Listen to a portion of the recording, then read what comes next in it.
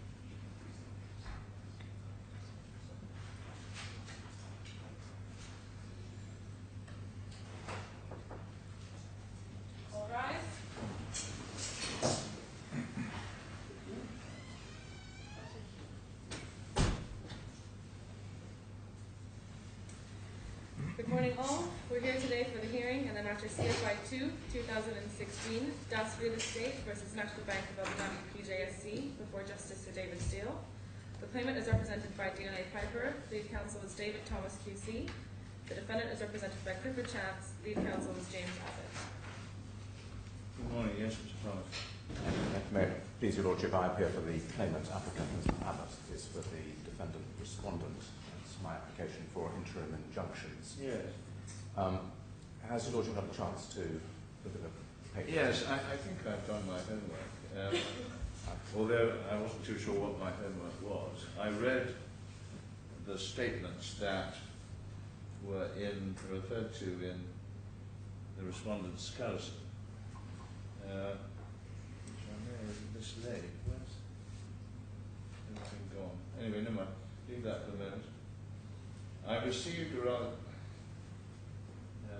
a message that there was a complaint about the inclusion in the hearing bundle of a second witness, or a statement to Mr. Al-Mahiri. Yes, there is. I would disclose that I just glanced at it in order to have some grasp of what points were being made. It's quite an extensive statement, so I'm not sure I managed to absorb very much of it.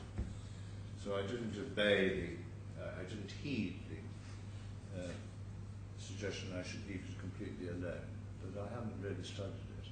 No. Now that's the limit of my reading. I'm very sorry, I'm just slightly concerned as to where I put my copies of the skeleton. They're probably in here. I think I took them out at some stage, that's part of the problem. And your indexing system runs through me from time to time. Just hang on a moment, because I might need another copy.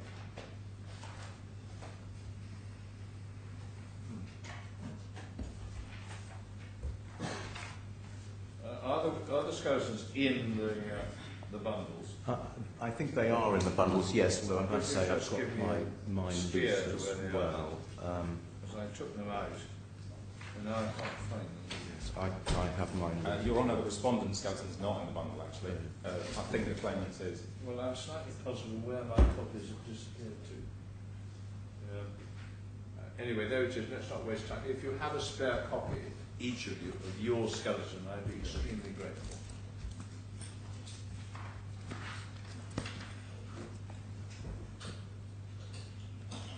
I have a nasty feeling I've left them in my briefcase, but that's one. And thank you very much indeed. I'm sorry about that. Thank you. Anyway, there we are, Mr. Thomas. Yes. Well, my Lord, it may be appropriate to deal first with the question of the second evidence of Mr. Al-Mahiri as to whether that's to be admitted or not. Because yes. Objection is maintained to that. It's fair to say that that was served on Monday in the light of the respondent's evidence coming the day before. So there's been quite a bit of late evidence in this matter, which of course was determined to be an urgent matter. The nature of the second witness statement is that it is further material dealing with the question of, or the greater part of it is dealing with the question of knowledge of the unrealistic, as we say, date of the 31st of March for development completion. Knowledge in relation to that and the role of the respondent's monitoring surveyor. There's also some updating information, some of it public. It was discovered on Sunday, for example, that the respondent had made an application to freeze the assets of the claimant in one of the Dubai courts. And that was only discovered on Sunday. And so there's an update, effectively, as to that having happened. And also as to some further documents that Mr. Al-Mahiri had discovered, and something that he found out about the relationship between Mr. Al-Suwaidi, the chairman of the respondent bank, and the contractor involved in this case.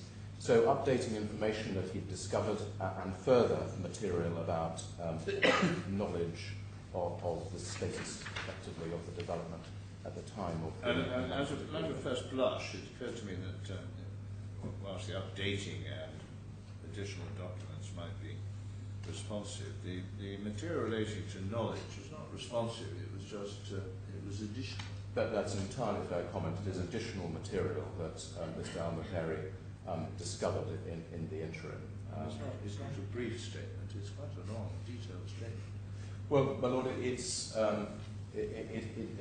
does have some length. It's fair to say that the length of it comes from dealing with the knowledge of the date. That's the additional material, the knowledge. That's how it struck me. Yes. But that material, if you look at it, it is material by and large that was in the power of the respondent as well, and shouldn't come as any surprise. The respondent appointed, as you will have seen anyway, a monitoring surveyor, E.C. Harris, over the development, and the bulk, the length of the statement comes from further material that was available to E.C. Harris and dealing with their role in the development. So a lot of it is about that, about documents that Mr. Al-Mahari has now found, that he had not found at the time of his first statement, and now seeks to put in, but not documents that should surprise the respondent. It was the one who appointed a monitoring surveyor to follow this development and report to it on its status and progress. It was the one who therefore had progress documents available to it, or reports on those documents. And so this sort of material shouldn't really come as a surprise. And it's also fair to observe this, that the respondent, having that monitoring capability of the project, chose not to put in material such as that. Its witness statements, notably, in responding to the first statement of Mr. Al-Mahari, which says, as at the time of the amendment agreement in September 2014, this was a position, everybody knew that the date of the 31st of March wasn't realistic. What the respondent chose to do was to put in a report from its surveyor of April 2014, 5 months beforehand. Those reports are monthly. It chose not to put in any later ones. Mr. Al-Mahari has now, he put in the one from dated October that he had found initially in his first statement. Well, he's now realised he had another one relating to August, but produced in early October. So he's put in another of those reports. These are reports that the respondent itself has, because it's surveyor. But he's now put in the ones that he has. But Lord, that's the type of material. I'm not really sure why it's said that this sort of material prejudices the respondent. Well, it's always one thing for the client to have knowledge of material. It's got to give some opportunity for the legal team to absorb it. Yes. Anyway, there we are. Yes. Any more on that point? Well, Lord, no. Thank you very well. What do you say about that? Your Honour, as you've remarked, it was the statement was received at the statement itself was received at 11:15 yesterday, and the exhibits, which amount to some 202 pages, are not received. Been spared, those. Oh, well, they're in the bundles, are they? They are in the bundles now. Were not received until 1:20 p.m. yesterday, and as you've remarked, the statement is 19 pages long. There is a point of procedure which I may or may not need to trouble you with, but the applicant here says that this is an urgent application. The rules actually say that urgent applications and applications without notice are urgent where if a claim form has already been issued and notice has not been given to the respondent, well, notice has been given to us here. Yes, I wanted to understand the status of this hearing. It's suggested somewhere, I think, that the court has determined this is an urgent hearing. I don't think the court has determined any such thing. I agree. The claimant asserts that it's an urgent hearing, and indeed the claimant may well be right. And if he seeks relief from the court, he can either go ex parte, or he can go ex parte on notice, which is a sort of hybrid affair, or the the parties can agree to treat what would otherwise be an ex parte on notice application as a genuine inter partes hearing. Now, what is this? Well, Your Honour, this application was made on the 21st of January 2016. Yeah. Well, it was sent to us on the 21st of January 2016. It may have been issued. It was issued on the 18th of January 2016, I've been told. The suggestion in the initial witness statement from Mr. Al-Mahiri was that the hearing should be on the 25th of January 2016, and that clearly wasn't practical for a lot of reasons, partly because we did not receive the exhibits until the day before that hearing. There was then some correspondence with the registry after which today's date was set, but there were no directions given for exchange of evidence or skeletons. If you look at the rules in our submission, this is not an urgent application per se. I can take you to the relevant rule if you haven't. I'm sorry, do we need a rule to define urgency? I'm not quite sure what you mean by that. Well, in my submission, you do. I mean, if you look at, do you have the rules? Yeah, I do. It's 25, RDC 25. 25. 2511. Thank you. You'll see there it says urgent applications, and applications without notice fall into two categories. And we're in category 1, applications where a claim has already been issued. And then after 2, and in both cases when notice of the application has not been given to the respondent. Now, of course, notice has been given to us here. It doesn't preclude, if the respondent doesn't want to participate, or only wants to participate on a, in a sense, formally without prejudice basis, the claimant could proceed ex parte.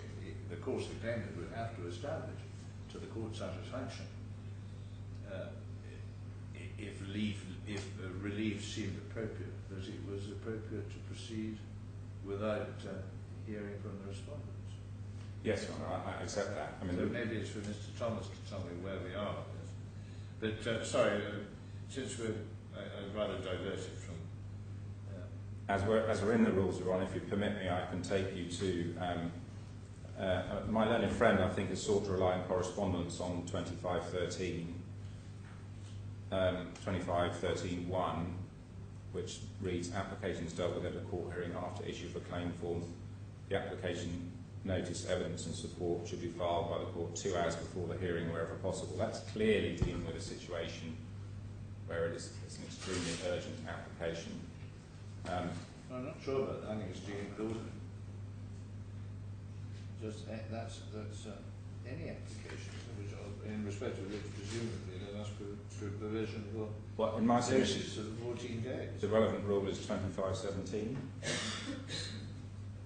Yes. Which provides for 3 days evidence. But I mean, where's the provision with regard to notice to the respondent for an application? There's 14 days, is it? Well, 14 days is for an ordinary application. Now, but 2513 is an ordinary application, isn't it? Well, this isn't a section dealing with interim remedies, as opposed to a section dealing with ordinary applications, Your Honour. I mean, my submission is that the evidence was far too late for today. We've only been able to take very extremely limited instructions on the evidence. We say it was late under the rules. My learned friend has graciously accepted that there is some additional material in Mr. Al-Mahiri's statement. For example, there are documents that we've not seen before, letters from the contractor that were only produced, that are dated 31st of January 2016. That we've not had a chance to take instructions on. They deal with the provision of additional funding in relation to the project, which will be, as you will see, Your Honour, is one of the key issues. Yeah. The statement, I think, as Your Honour remarked, is clearly, at least not entirely, in response to our evidence, because our evidence was only served the day before. It's just not physically possible to produce a statement of that length.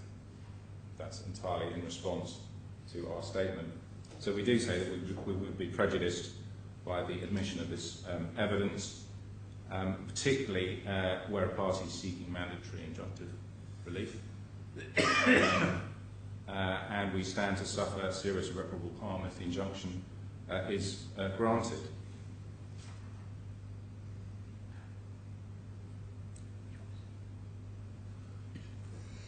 So that's our Thank you. Any more, Mr. Thomas? Just very briefly, we could say that we, so far as it matters, are within 2513. The matter is urgent because of the expiry of the 30-day notice and the legal warning, and the ability, therefore, of the respondent to apply to the execution court. I think it's the 6th of February. That's what makes it urgent. So material was sought to be put in to assist the court, to give it the best material that we could in the time available. The bulk of the material goes to the question of whether there's a triable issue. Well, the ability of the respondent to say, well, I'd like to see if I can contradict that, is unlikely in my submission to really change the overall perception of whether there's a tribal issue or not here. Either we will raise a tribal issue or we won't. So it's unlikely to make a material difference. At all events, your Lordship can take account of anything Mr. Abbott has to say about not being able to deal with any matters that are cited to you from the second witness statement.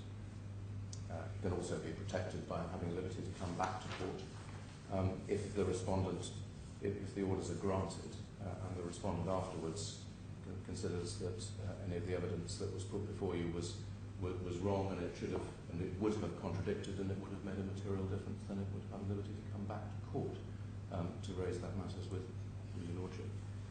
Thank you. I came to admit this evidence, but with some level of caution. It is extremely late. It is not responsive to material that was served by the respondent, or at least a lot of it is not. It is put the respondents in a potentially difficult position. So I'm prepared to look at parts of it, J. Benny essay, but I will note with considerable vigour, perhaps, any proposition advanced by the respondents that they have been able to gather material in order to, or take instructions, in order to grapple with what is now put before the court. I think the caution that the court should exercise in circumstances like this are, as Mr. Abbott observed, particularly pertinent where there is an application for a mandatory injunction, that is, calling upon the respondent to actually take action. There are quite a lot of issues in this case, and the question of whether there's a tribal issue is only one of them. So I'm going to admit it, but against those reservations. Right, Mr. Thomas. I'm grateful. My Lord, if you've had an opportunity to consider the documents, I won't. No, I haven't had an opportunity to consider the documents. I told you what I've read, yes. Which is only about a tenth of what you've got in front of you. Right. Well then, perhaps what I'll do is this, to take you... I mean, for example, I haven't looked at the agreements. Yes, well, I think then, if that's the case, I will show you some of the key provisions of the agreement that we're concerned with. I think, as your Lordship has seen from the skeletons, at least, the sort of background that we're dealing with, a plot on the palm. Yes, I have a description of what I call the background, which is set out, perhaps convenient in Mr. Almanhari's first statement, and of course repeated to some extent in your skeleton. Yes. Yes. So I have that in mind. I don't promise I remember the bill. Yes. Well, in that case, I will take you to the agreements and show you some of the key provisions that are eventually relevant for us. So if your Lordship would go in bundle 1 to tab C on page 44, it's bundle 1, page 44. Yeah. And this is the amendment to the statement agreement of 28 September 2014. which is the material agreement. Just to get our bearings on the structure of this, as it were, the agreement itself is relatively short. It runs simply to page 51. Yeah. And then it has schedules. Schedule 1 at page 52 is conditions precedent, with which we're not concerned. Yeah. Schedule 2 at page 54 lists conditions subsequent, Yeah. and we are concerned with conditions subsequent 1, 2 and 4, but none of the others. Yeah. And then at page 58 you have what is actually Schedule 3 to the amendment agreement, but what it is an amended form of the, as it were, the main agreement between the parties, the facility agreement that was first entered into in 2008, went through various amendments over the years, which you can see recited at page 62 of the bundle.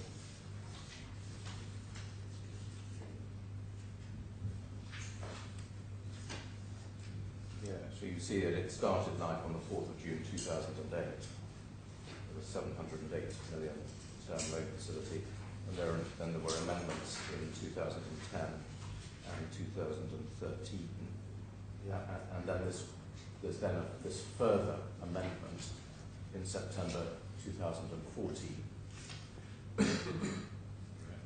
and we simply have the amended form attached as Schedule 3 to that short amendment agreement. Now, having, as it were, got our bearings on That's what's the date of the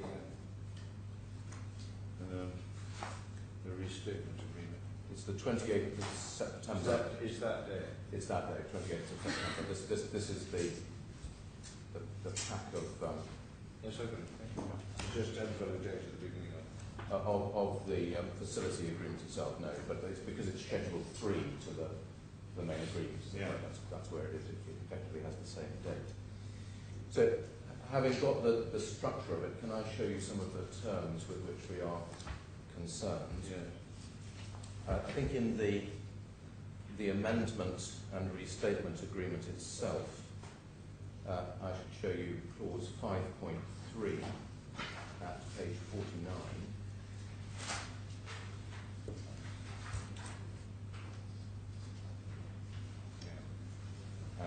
Conditions subsequent, the borrower shall deliver each of the documents and other evidence listed in Schedule 2 to the lender in form and substance satisfactory on or before the date set out next to each such document or other evidence. Okay. And the 3 with which we are concerned all had a date of 30th of September, 2 days after the agreement. And you can see 5.3b, in which reliance is placed by the respondent. If any document or other evidence referred to in A above is not delivered by the time required by paragraph A, the non-delivery constitutes an event of default under the amended and restated agreement. I don't think we need to worry about anything else other than in the agreement itself. I've shown you Schedule 2. In the facility agreement of Schedule 3, there are a number of relevant terms. So just let me understand, condition subsequent, the duly executed original of the construction contract assignment. The construction contract was assigned to who? It was to be assigned to the lender, to the bank. Yeah. As with the insurances. That's right. And then 4 is the actual construction contract. That's right, yes. And it is I think the words there are perhaps of some significance. It's the construction contract as amended. Oh, I see. Yeah. And all of them were to be provided by the 30th of September. So there's assignment of the construction contract and then a copy of the construction contract as amended. That's right. Yeah. Yes.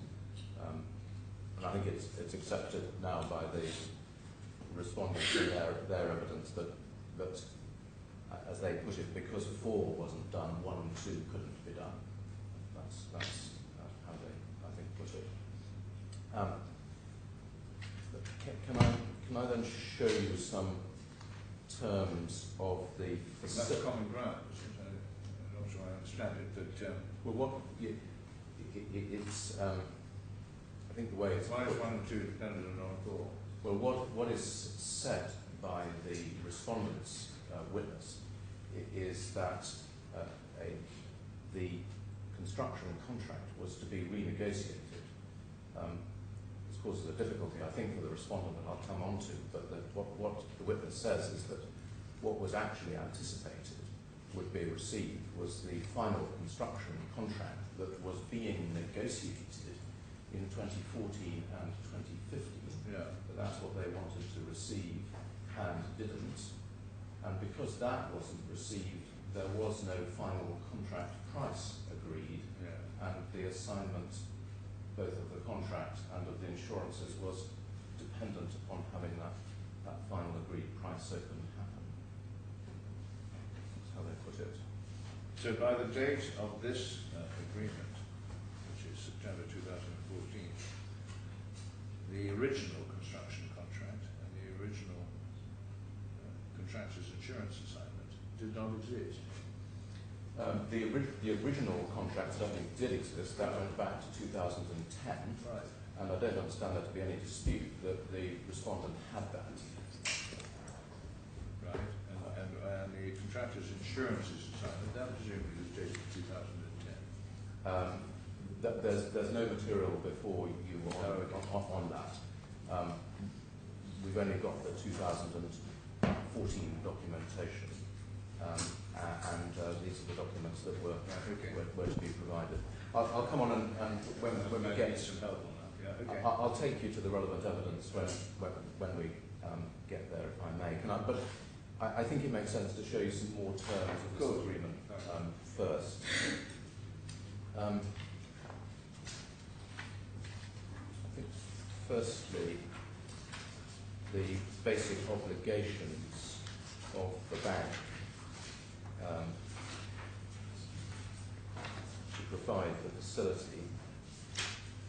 So if you look at clause 2 on page 78,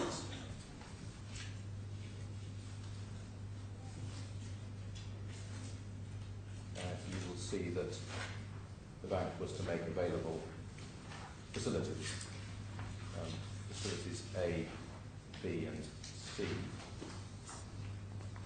And we're really concerned with facilities A and B, which there's no dispute totals 669 million dirhams. 669. 669 facilities A and B. We're not concerned with facility C. Yeah.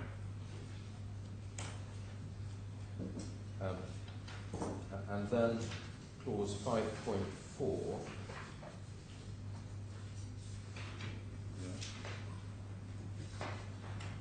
advance of loan, apart from any deemed utilisations pursuant to clause 5b, we're not concerned with that.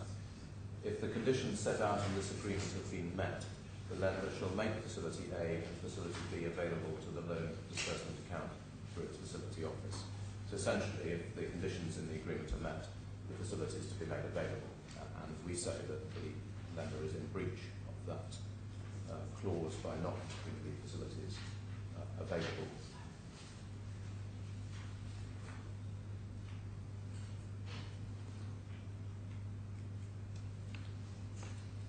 And then, can I show you clause 22(5)(a), which is at page 112.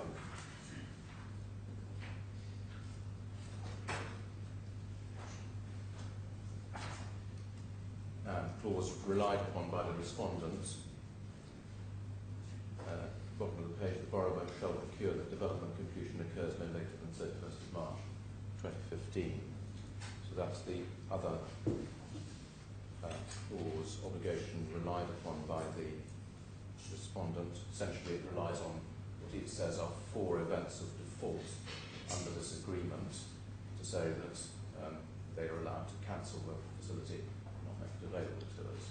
We say that in fact there were no such events of default, and that I say there's a very strong case that there's no event of default, but all events as a triable issue. One of the key points in our submission arises from the definitions of event of default, which is dealt with at clause 23 on page 120.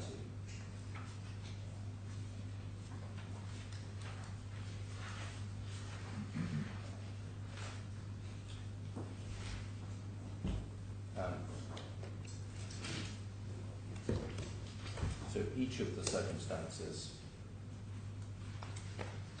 set out in clause 23 is an event of default, and we're not concerned with non-payment. What we are concerned with, as we understand it, is simply clause 23.2, other obligations. So there's a list of events of default here. If you look in the following pages, you'll see references to cross-default, bankruptcy, creditors process, unlawfulness, and so on. There's no reliance on any of those. The 4 obligations relied upon for events of default all appear to be, if they are anything, to be under other obligations in 23.2. And the terms of 23.2 are important in our submission. And can I take you to the words? The borrower does not comply with any of its other obligations. And that's what the respondent is pointing to. It's pointing to the obligations in Schedule 2 and that obligation to procure completion. So other obligations under the finance documents and such non-compliance, and these are the conditions, such non-compliance is capable of remedy and is not remedied within 15 business days of what? Of the borrower receiving notice of such failure from the lender requiring the same to be remedied. So it has to be capable of remedy, and then there has to be notice of the failure and a requirement that it be remedied. And as we'll see, that none of the events of default that are relied on, in fact, fall within that. None of them, as they are put, were in fact capable of remedy. And none of them, in respect of none of them, was there a notice of failure requiring them to be remedied. Yeah, but on the face of it, the failure to comply with the conditions subsequent requirement itself constitutes an event of default without requiring or exposing a period of 15 days for remedy. Well, we would say that it's not a default of 30th of September within this, that there has to be this, it is a failure to comply with another obligation within the document, within the finance document. That's how we understand that it's put. I mean, I should say that it's not clear how it's put by the respondent. It's never, in fact, articulated precisely what the event of default is, how it puts it under the agreement. It simply asserts failure to comply with the conditions subsequent. But doing the best we can, they're relying on not any of the express events, but other obligations that they find within the finance agreement. So this appears to be where we are, and so the conditions of clause 23.2 would appear to apply. Okay. The way it works, or the way the respondent would like it to work, then follows through to clause 23. So, I mean, vis-à-vis non-completion, i.e. the requirement. Yes. On the face of it to complete by that March the 15th, I think was the date. Yes. Then questions arise as to whether that non-compliance was capable of remedy. Yes, well, I mean, just looking forwards, it manifests. By definition, not. But manifestly not, because it was only raised as a complaint for the first time on the 30th of April, a month later. So It's simply, I mean, it's not a kind of event that really falls within 23, No, it doesn't. 13 It doesn't work. It's capable of remedy. It just it's not apt to cover an obligation of that type. But if you try to apply the word 23.2, we'll see that the first complaint about failing to comply with the 15th of March date was in fact made on the 30th of April 2015. So, I mean, that's the end of it. We say it's not capable of remedy, and then in any event, we'll see that letter isn't asked. So what, there's an election, an estoppel, or what? Well, there simply isn't an event of default. Because the time is extended, or there was an event of default, but it wasn't relied upon. It wasn't. It wasn't. I mean, this is just the first point, as it were. It wasn't relied upon as an event of default. So they've elected to continue. They've elected. Yes, they've elected. That's one view. I mean, I'm just feeling my way of it. Yes. I mean, for it to be an event of default, it has to be capable of remedy, and there has to be the notice requiring remedy. So you can't. I mean, self-evidently, the notice requiring remedy has to be given at a time when It can be remedied. it can be remedied. So perhaps if you do it 6 months in advance or something, and it's possible for a contractor to accelerate, well, then you'd be into an arguable situation. But to require it a month afterwards well, it fails to get off the ground. Yeah.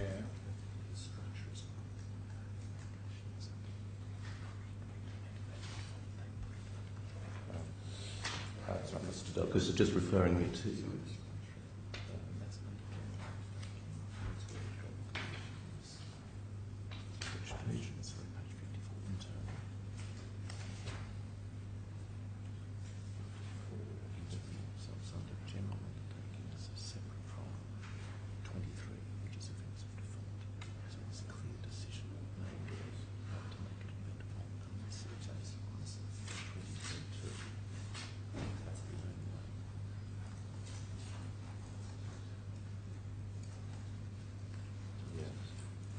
Mr. Delcus is just helpfully pointing out that that's the general structure of this, which may be helpful to your Lordship. If you turn back to page 111,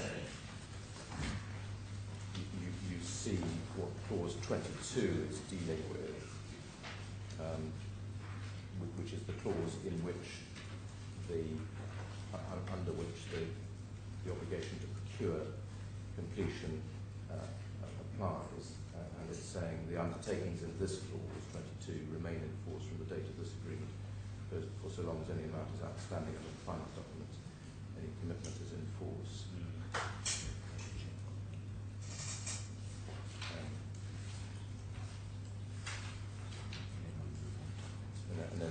So that's what 22 is, and then events of default dealt with separately under 23. Yeah. So 23.2 is referring back to the obligations under 22, one of which is the obligation to procure completion by the 15th of March. Then going on in 23, I should show you on page 122, clause 23.13.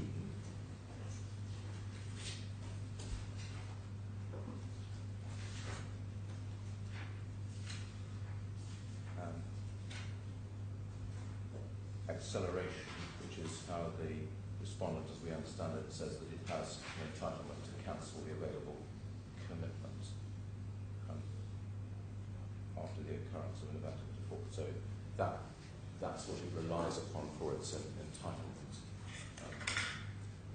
So it's not sufficient just to show a breach in the ordinary way. This is its contractual right to terminate if it has one. It has to show one of these events of default, and it's attempting to argue that it has 4 events of default to rely upon.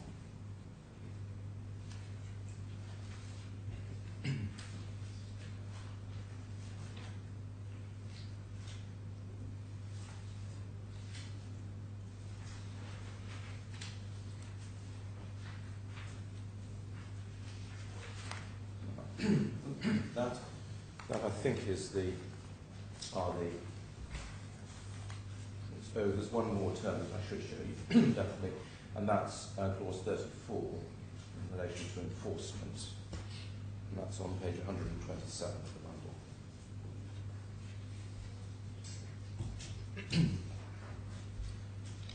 In fact, there are two more clauses that I should show you.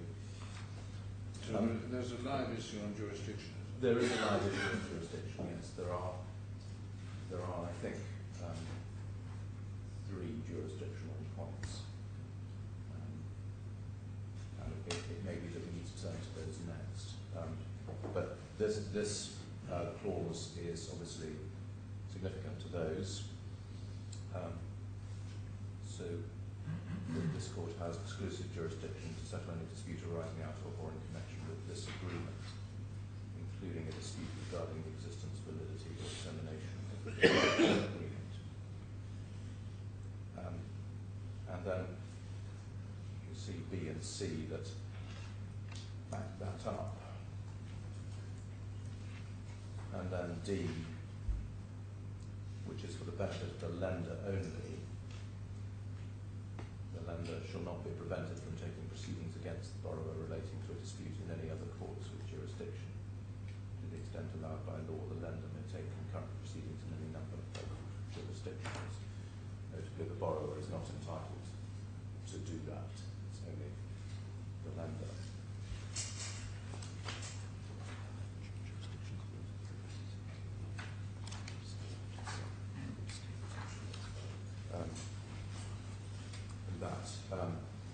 That jurisdiction clause, I'm not sure it makes any difference, but it's actually repeated in the amendment agreement itself.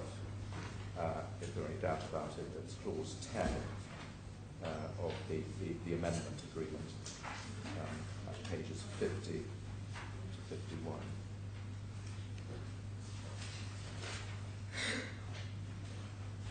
That's in materially identical terms. It just obviously refers to itself as clause 10 rather than clause 34 in part D. Otherwise, the wording is identical.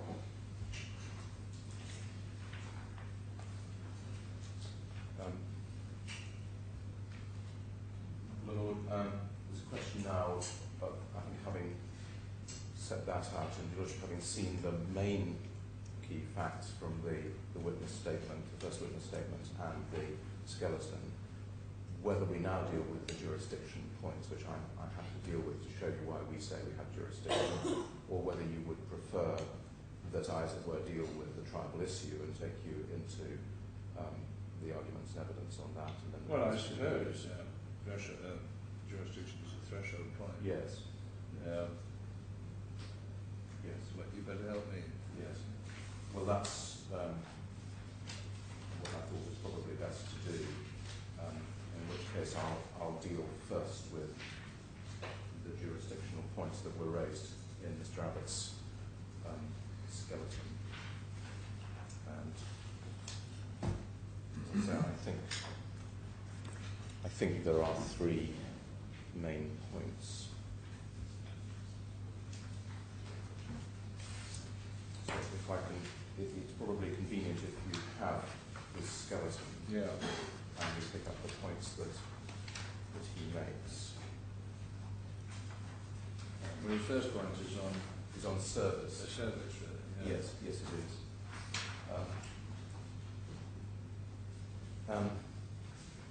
And what's said is that essentially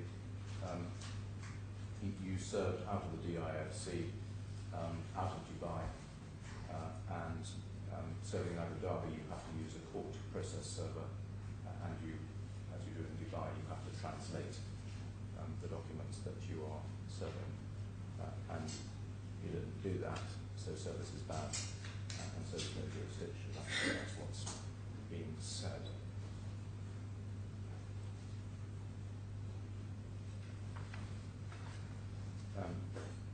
I think probably the first thing to show you is what was actually done by way of service, and then consider how it fits into the rules. If you look at bundle 2,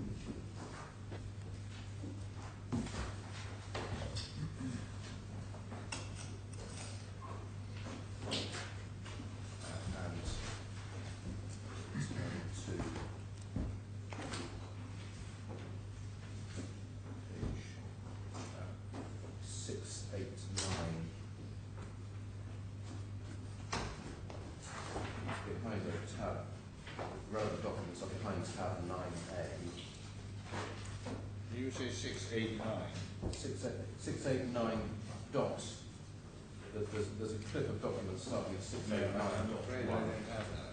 My last page for bundle 2 is page 686.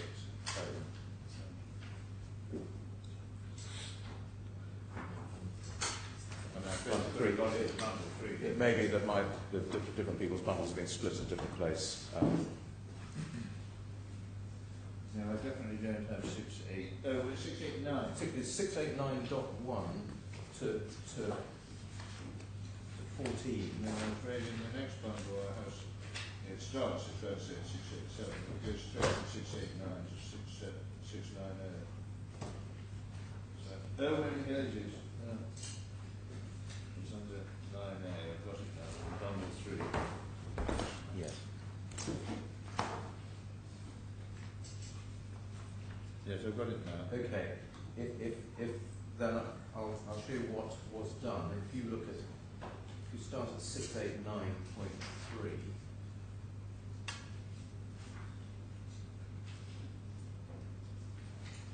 Yeah.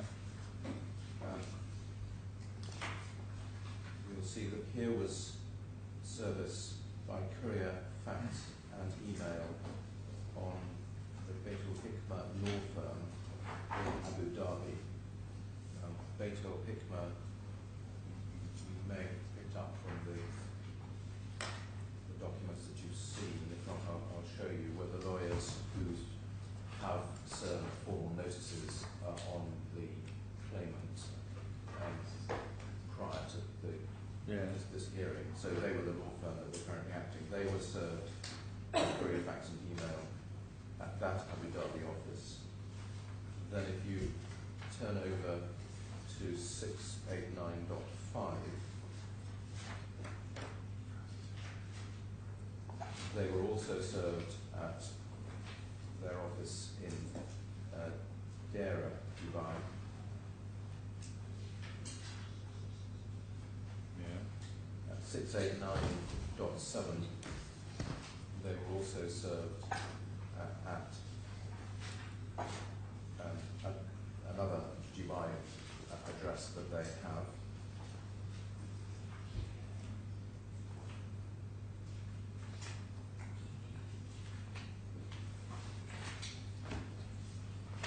And then if you go on to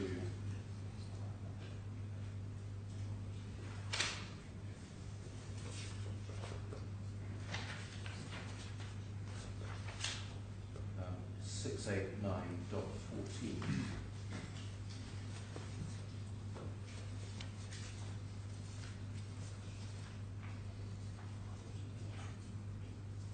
you will see that there was service on a Mr. Thomas Longo, of the corporate banking group of the National Bank of Abu Dhabi.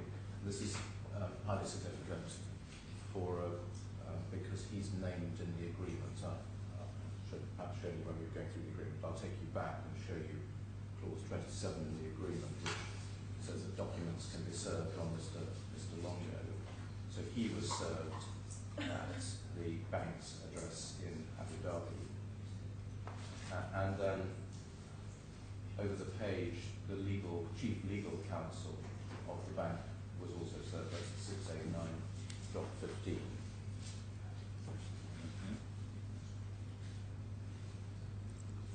So that's what was done. There was service in 5 ways. The law firm who had been acting served 3 officers, 2 in Dubai and 1 in Abu Dhabi, and then the bank was served directly by the man named in the contract and the legal counsel. So what we say, first of all,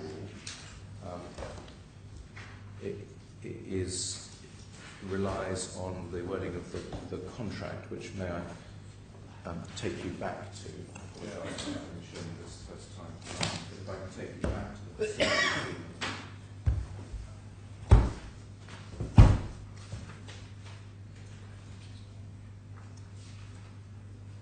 And so that's back to bundle 1, page 125.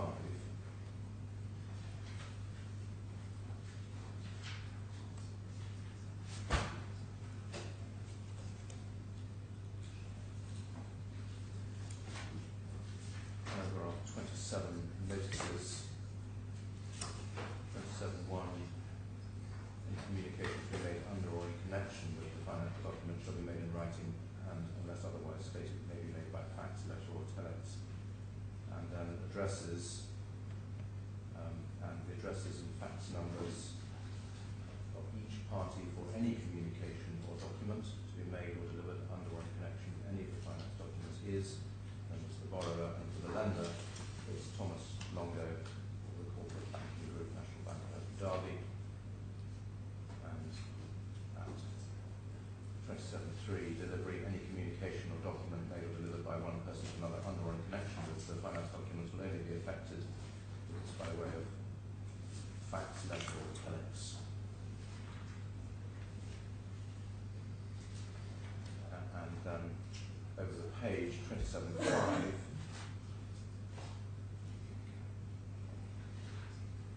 any notice given under or in connection with any finance document must be in English.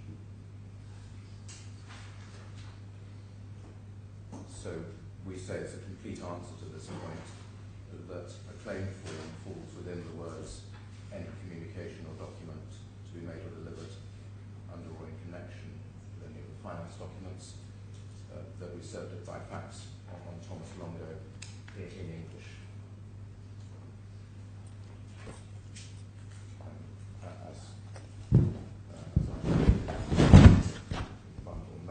That we say at the end of that point, service in accordance with a contractual method is specifically permitted by the DIFC rules, Rule 9.44.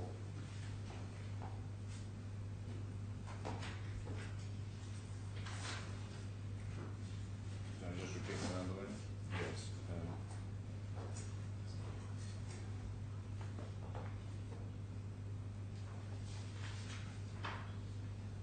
944. Yes.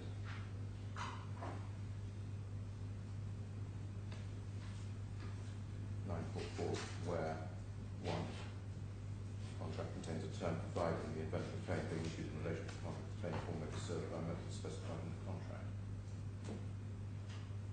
And the claim form containing only a claim in respect of that contract is issued or within that shall be considered to be served on the dependent if it's served by method specified in the contract.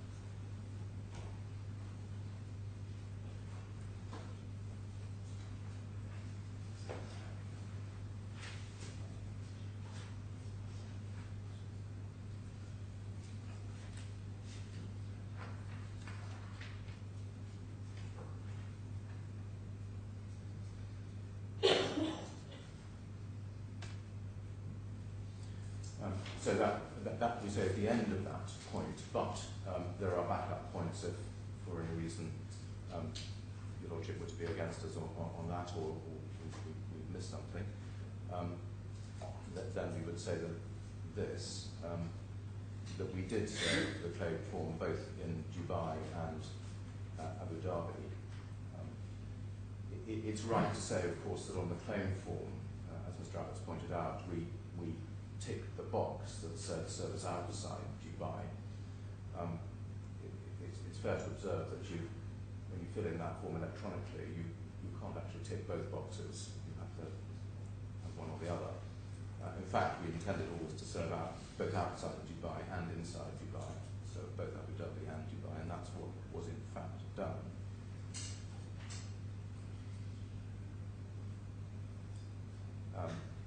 So although I think we have to accept that there is in Abu Dhabi, there are two technical breaches of the rules, in that it's right that the service was not by a court process server and it was not translated into Arabic. That is correct. But the substance of the matter is that we served both the bank directly and their lawyers in Abu Dhabi.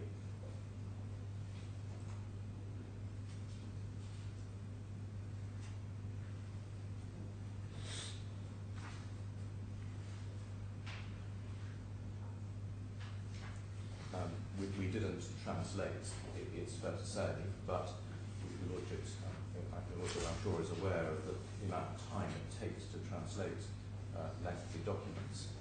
In fact, those instructions say that if one translator did it, it would take 11 working days. And even spreading the work between, I'm so sorry, spreading the work between 5 separate translation firms, it would take 11 days. Getting one firm to do it, it would take 8 weeks. Well, that in the circumstances of the dealings between the parties being in English, notices under the contract required to be in English, we say that we should be excuse that requirement, and if necessary we ask your Lordship to dispense with that requirement. It would also have been a waste of costs, as we say, certainly in the context of an urgent application. So that's as to translation. That's the objection in Dubai as well, that we didn't translate. And we say, in the circumstances of communication of the matter in substance to all relevant parties, the fact that the respondent is here, the fact that English is the language of these parties that they have been using for their transactions, that if and insofar as it's necessary, we ask your Lordship to dispense with the requirements for court process service in Abu Dhabi and translations in Abu Dhabi and Dubai, because in substance we have complied with what the rules are actually getting at, that good notice is given to the respondent. As I say, I do submit that I don't need to ask for your dispensation, because I say service under the contract is an answer, a complete answer to this point. Yeah. So that's the first point on jurisdiction.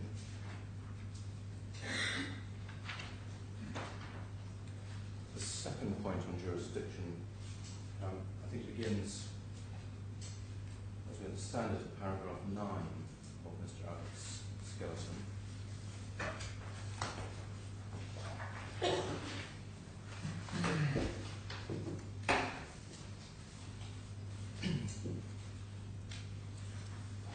It said that the court does not have jurisdiction to determine issues which require the exercise of rights over real property which are not located inside the DIFC.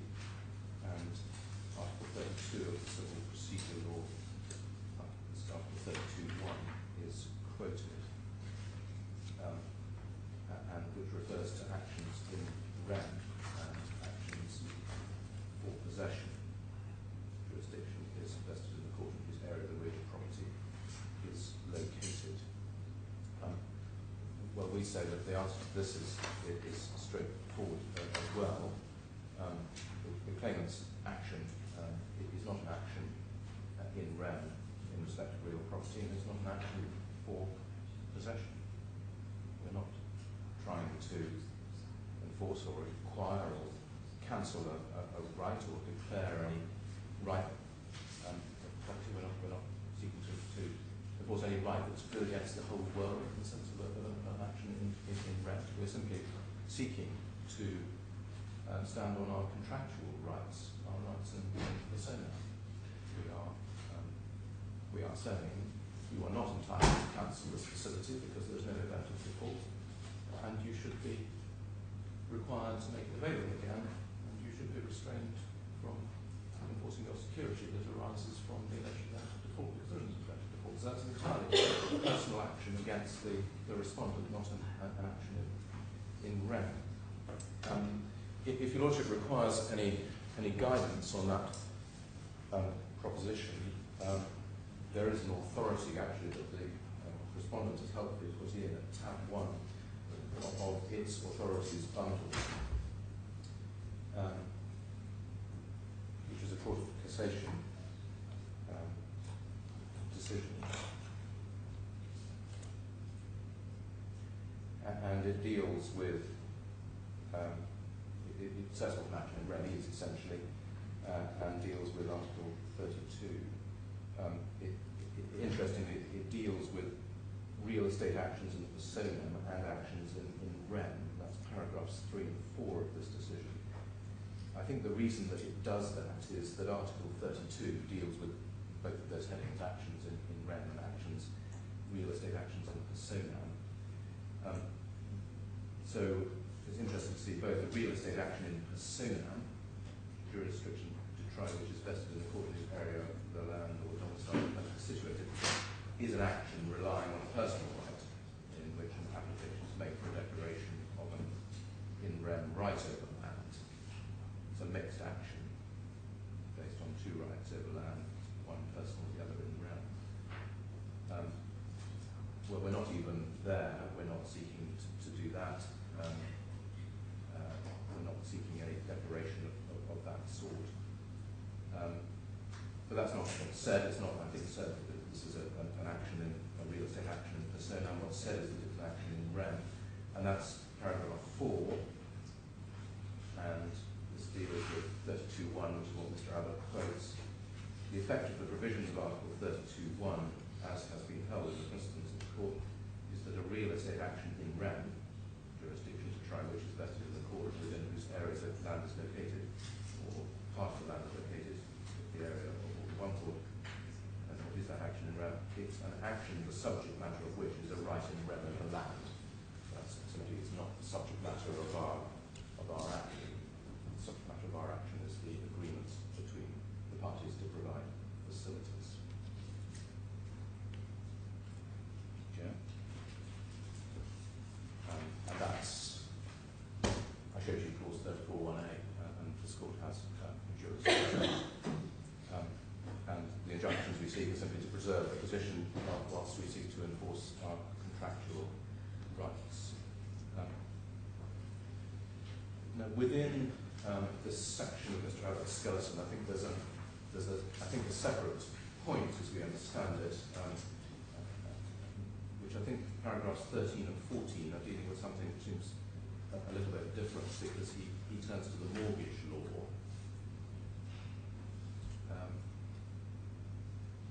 And refers to the 7th of January letter. The respondent sent the letter to the applicant demanding payment of outstanding liabilities over to the respondent. I don't know whether your lordship's seen that letter, because that's the... No, sorry, I'm not sure I've seen the letter.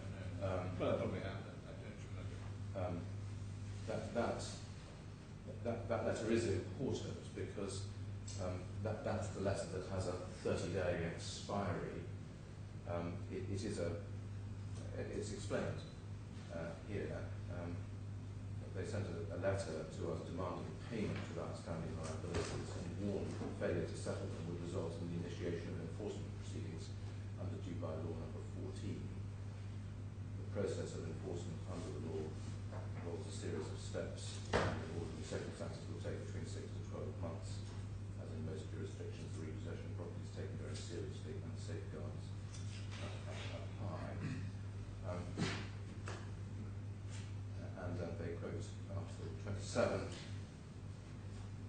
and say they have a request which says that the debtor can postpone the sale for 60 days. And then they go on to say, in addition, a debtor can contest a debt by filing a claim before the Dubai courts, and as part of that claim, as an interim measure, request the court order a stay of the mortgage enforcement proceedings. So this this is put in a section on jurisdiction. This is obviously, I think, very different from the point about this as an action in rem. I think what is being said here is what you should do is go and make you should go to court and ask for a stay of the mortgage enforcement proceedings. But that's something that we do not believe that we can do. I think, just to set the scene of this, it would be right if I showed you the mortgage law and then probably showed you that 7th of January letter and then explain why I think this just doesn't work so far as the claimant is concerned. The mortgage law is in the bundle of authorities at tab 4.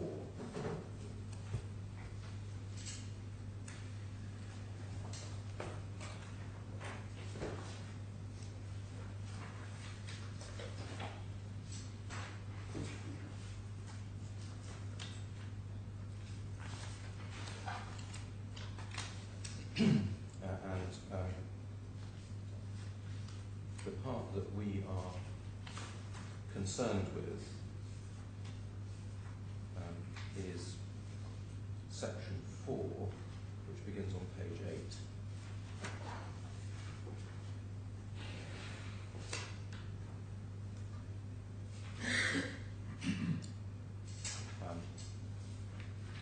Article 25, you will see it says, upon default in payment of the debt, when due or upon fulfilment of the condition granting early repayment, the mortgagee, creditor, or others on his behalf, effectively, in possession of the mortgage property or property unit, 30 days notice through the notary before commencing execution proceedings. So you've got to serve 30 days notice through the notary public before you can commence proceedings, and those proceedings are execution proceedings. These are not proceedings that deal with the merits of claims. There's simply an execution process. Now, the letter of the 7th of January that Mr. Abbott refers to, paragraph 13, was the 30-day notice under this Article 25, and that 7th of January letter or warning, I think it's perhaps better called, is at bundle 2, page 459.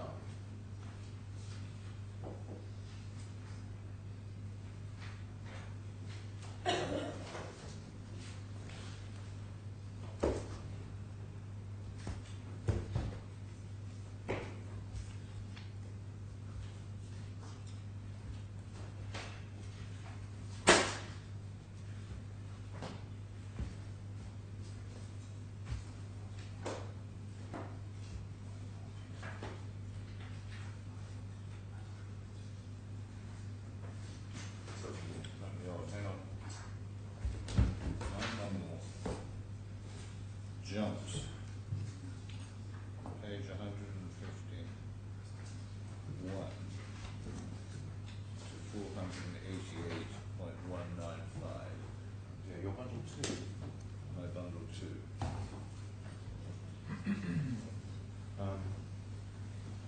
It jumps to the decision in Nottingham of the aerodynamics. So I got nothing between 151 and I got nothing in 4C, if that's a meaningful divider. Is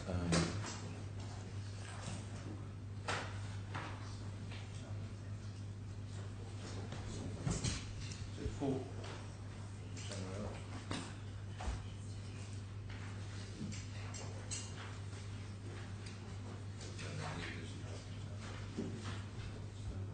I mean, it might be a discussion. I'm sorry about that. Well, I'm not sure we want to waste it. We can avoid it too much tonight. Can you come back to this?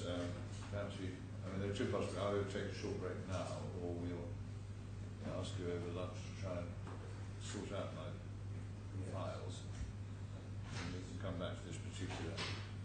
I'll just see if there's a spare one that we can up immediately. Okay.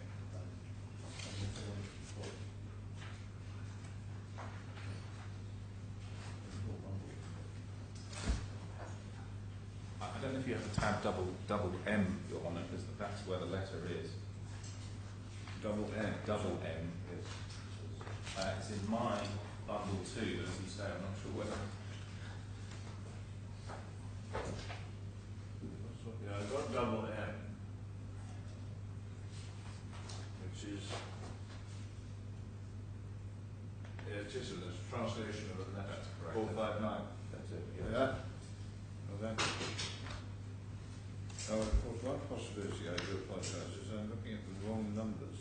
Right, yes. I do apologise, I think. No, I apologize.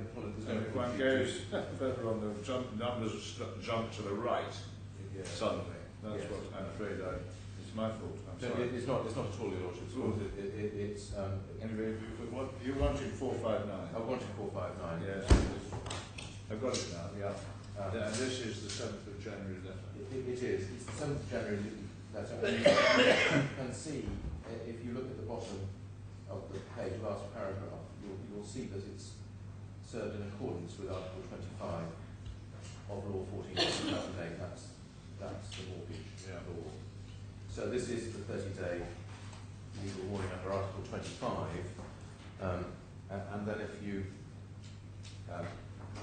go back to the law itself, you will see the process that then follows. I'm sorry, I've closed that. Page where? It's page 8 of the authorities bundle, Yeah, tab 4. I've got it, yeah. So they've done Article 25, 30 days notice. Now that's essentially what we say gives the urgency to this matter, because once they've done that, that 30 days notice will expire on the 6th of February, and they could then start execution. This is not a merits hearing process, it's execution. And all that, you can see what happens under Article 26, the execution judge shall, upon request of the mortgagee, order an attachment against the mortgage property so that it can be sold by public auction in accordance with the applicable procedures. And then there's Article 27. The one thing that we could do, it seems, is apply to hold it up for 60 days, but that's all. What is envisaged is there's no stay application there. And what's being envisaged, as we understand it, in paragraph 14, is Mr. Abbott's skeleton. It said, in addition, that debtors can contest a debt by filing a claim before the Dubai courts. Well, ordinarily you can do that.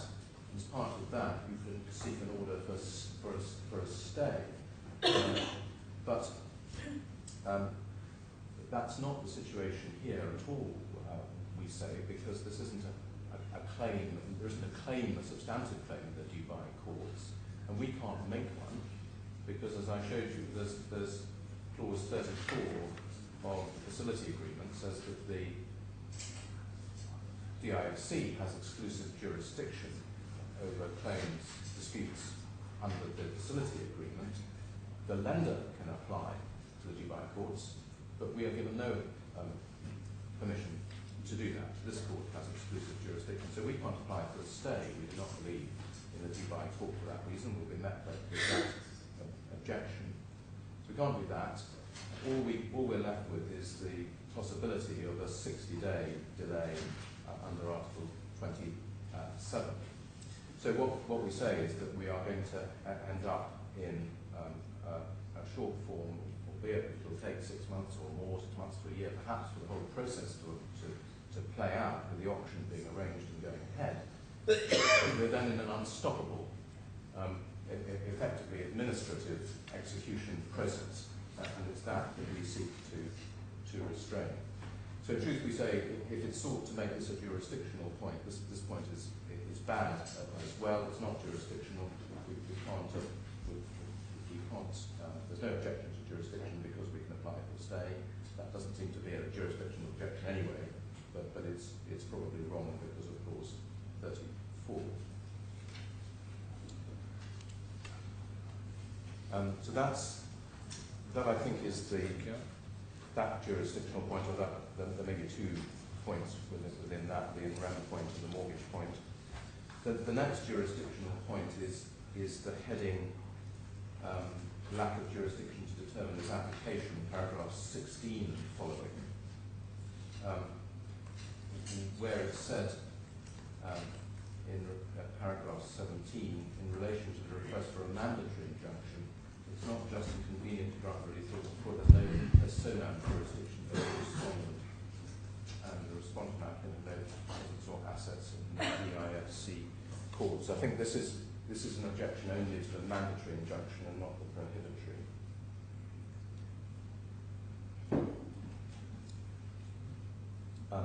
But the basis of it is to suggest that there's no in personam jurisdiction. Well, we say that that's just wrong, because Article or Clause 34 of the Facility Agreement gives this court in personam jurisdiction over the respondent. So it's agreed, and it's within the. I'm sure your Lordship knows I can take you to it if you want Law 12 of 2004, Article 5. That gives you a personam jurisdiction over the respondent bank. So that's, I think, the simple answer to that point. There's another point, I think, bound up with this these submissions on jurisdiction, and that relates to enforcement.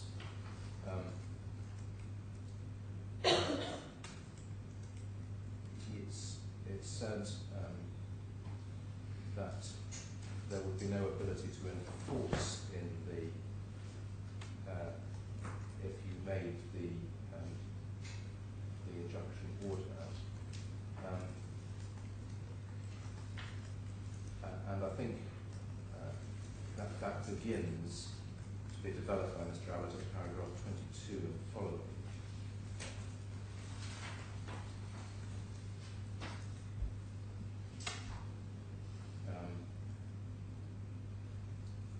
And what he cites Lockavale against agro-export to say, well, if there's no assets within the jurisdiction which could be made subject to sequestration, but it's a general principle of law as to injunctions, the court should not be itself in a position to make an order which it cannot enforce. And that's the position there. And that's, I think, what's relied on. And paragraph 23, it said, well, to DIFC court freezing injunction has been shown to have been enforced outside the DIFC in Dubai. The position is different in relation to the enforcement of interim mandatory injunctions outside the DIFC. And then it's simply said that this is because mandatory injunctions require a positive action. So I'm not sure that's adding anything to it in this. So it just seems to rest on assertion. And then a quotation from Mr. Tamimi's book, a brief quotation: the courts of the UAE do not recognise the system of injunction or restraining orders, and as such an interim attachment will only be granted against such assets which can be located, identified and physically available for attachment by the courts. And then the enforcement guide is cited. We say this is pure assertion, and there is no reason to believe that there cannot be enforcement of mandatory orders within Dubai outside the DIFC.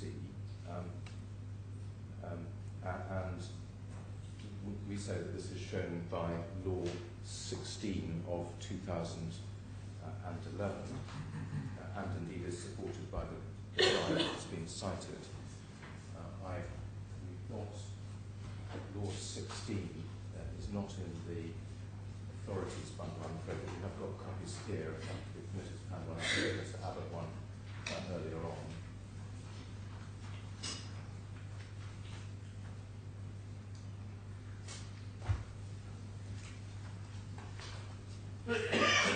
Thank you.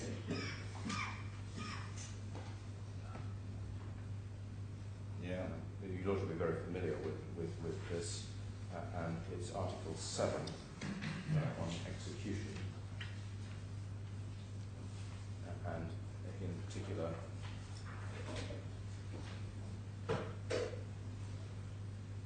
Articles 7, 2 and 3.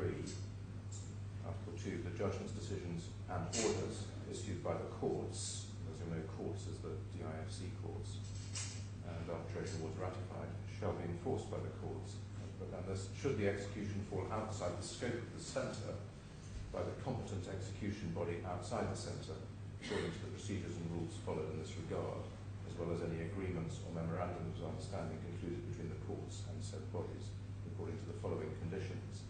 And then there are conditions set. It has to be a final and executable. And paragraph 3 sets down procedures effectively. An execution letter has to be addressed to the Chief Justice of the Court and so on.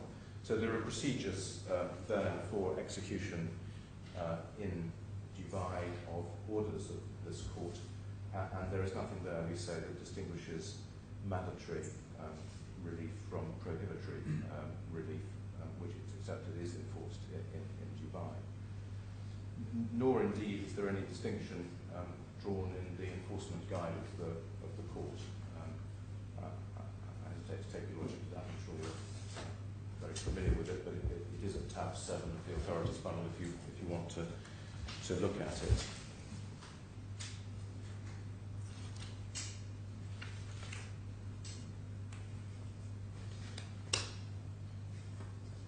Yes, well, I'm usually familiar with it. Yes, I mean there's paragraph, there's a reference actually to the procedure of enforcement in Article 7.3, and that's paragraph 8 of the guide. Paragraph 15 refers to injunctive relief, number of cases where DIFC court orders, decisions and judgments have been enforced. Orders which has so far been enforced include interim orders such as freezing orders or open injunctions. However, there's no record of the execution of search orders due to the practice of the courts of enforcing applications for the execution of orders against assets, but not against documents and other evidence. Well, that appears to be saying there's no record of enforcement of anti-filler orders as well. Fair enough, but that's not actually drawing any distinction between prohibitory and mandatory injunctions, and Article 7.5 on its face is broad enough to cover mandatory injunctions as well. As to the quotation from Mr. Tamimi's book, that there's one page of it quoted by Mr. Abbott at tab 7 of the authorities, tab 8 of the authorities bundle. And the sentence that he has there does indeed appear on that page. But this is one page from a book that, and I've got the front page of the book here, which again you can hand up to your lordship. I've given it to Mr. Abbott. This was a book actually that was published before the DIFC was established. It's a 2003 book. The page concerned comes from a chapter on attachments. So if we've given you the front page of the book, this is where the extract is from. The second page you've got, you can see the frontispiece.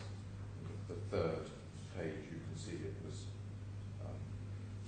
published in 2003, before the establishment of the DIFC the following year. So this has little relevance, we would say. It's manifest that the sentence that's relied upon page 74 is manifestly out of date in saying the courts don't recognise the system of injunction or restraining orders. They plainly do, because Article 7.5 covers it, and it's accepted indeed by the respondent that that injunctive relief at least so far as Moravian injunctions are concerned, are enforced by the Dubai courts. So it's plainly wrong to say that the Dubai courts don't recognise injunctive relief. They do, and this is no ground for saying there's a distinction to be drawn between restraining injunctions and mandatory injunctions. So we say this objection to jurisdiction is simply not made out. It rests on pure assertion, and the relevant article of the relevant statute is broad enough to cover a mandatory order.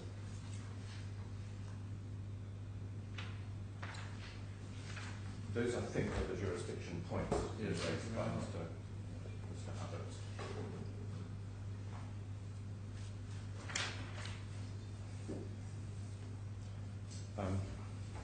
Having dealt with those, I'll turn to tribal issue and arts of convenience.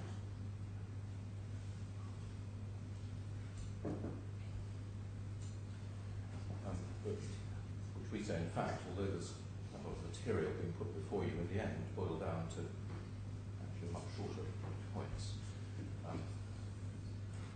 especially if the question is tribal issue. So the first point on tribal issue is, as it were, the contractual issue under Article or Clause 23(2) that I've shown you. What I think it is right that I further show you is this is conditions subsequent first. The point about Clause 23(2) actually applies to all four of the alleged events of default. Can I? Okay, so no problem. I just trying to feel my if I can take them all together to start with, because they're all complained of together at the same time. So can I just show you the letter where the points are first raised? And it's in Bundle 2. I hope this works. On the 30th of April.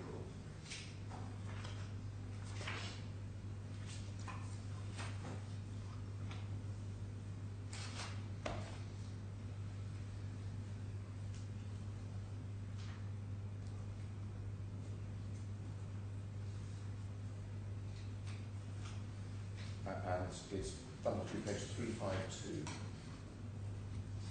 Helps us behind a tab R.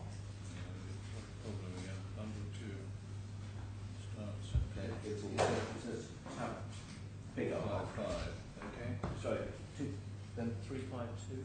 352. Let me see if I can find it.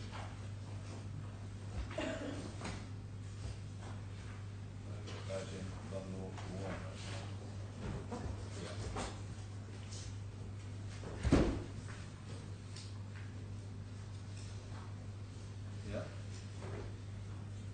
So this is the bank's letter of the 30th of April. The first paragraph is introductory. The second paragraph is what matters. You've requested information on the defaults that currently exist under the amended and restated facility agreement. Now, there's background correspondence where there were generalised allegations you're in default. But I can take you through the back correspondence if your lordship wishes, but the point really is that there is no identification. Mr. Abbott will take you to it if he says there is. There is before this no identification of what the events of default are said to be. And this paragraph is the first time we ever get it.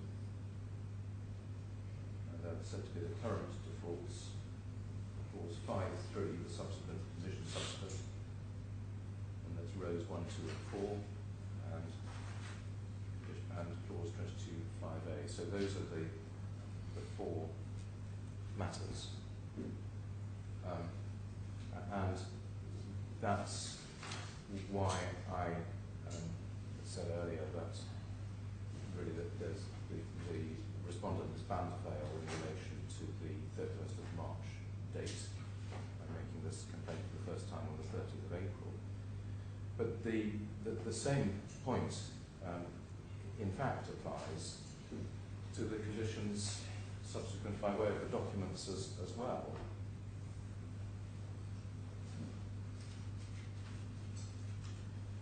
Because those documents were to be provided under the agreement, it said, by the 30th of September. There's no complaint. You have failed to comply with rows 1, 2 and 4 prior to this date of the 30th of April. By then, there can be no remedying of an alleged failure to provide something by the previous 30th of September.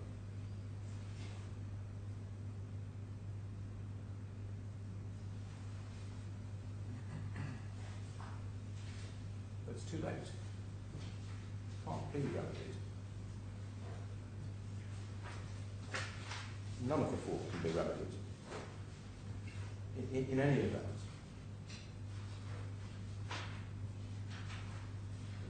this letter does not, as clause 23.2 requires, it doesn't actually require remedy. If you want to rely on an event of default, you have to give a notice under 23.2 saying, this is your default, you've got 15 days, please remedy it. But that's not what the 30th of April letter is.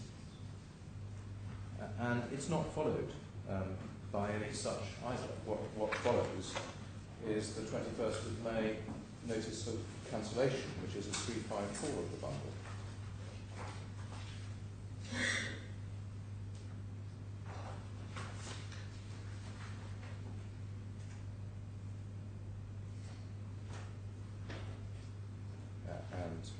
I won't read it out. I think the effect of it is on the second page. The lender hereby cancels the available commitment and effectively declares all of the utilisations that the money is paid. Those are repayable on demand. Demands 500 million dirhams.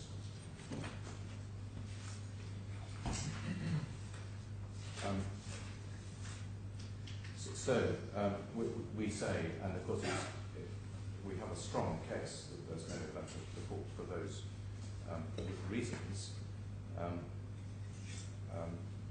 manifestly a triable issue. We do say strong case because of course that's relevant to mandatory injunction, that you can sense a high degree of assurance that we will succeed in a trial on those 4 events, alleged events of default. Let me though go on with, but in the circumstances I hope not of too great a length, about some of the subsidiary points that might also apply. And it's fair to say, as one might expect, that Mr. Al-Mahari himself focused rather more on the rather longer factual points that as a layman one might expect. So in relation to the 31st of March date, you will have seen, even in his first statement, or you will have seen in his first statement, the material that he put before you to indicate that the parties were well aware, prior to the 28th of September 2014, that the 31st of March date was not realistic.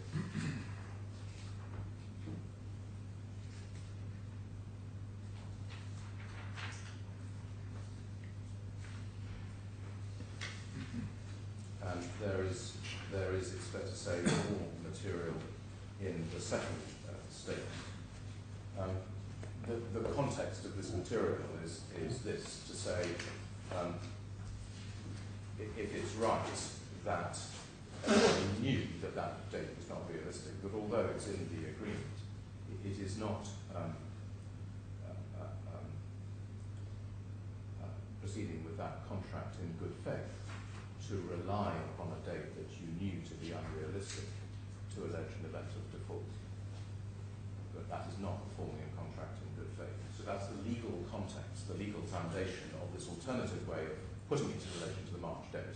As I don't need to do this because it's often manifestly bad, but if I did it in the alternative, we would say that everybody knew and it's bad faith. What are the key points, as it were, on everybody knew? There's a lot of material here, so I'll just try and identify some of the bigger points. It is Mr. Almaperi's evidence.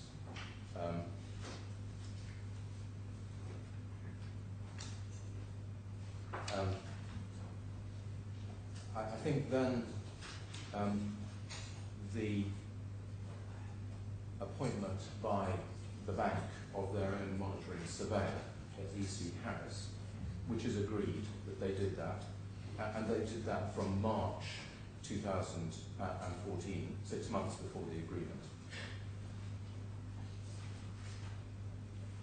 They were, at least it was their duty, to report monthly. It's agreed they're the bank's monitoring surveyor.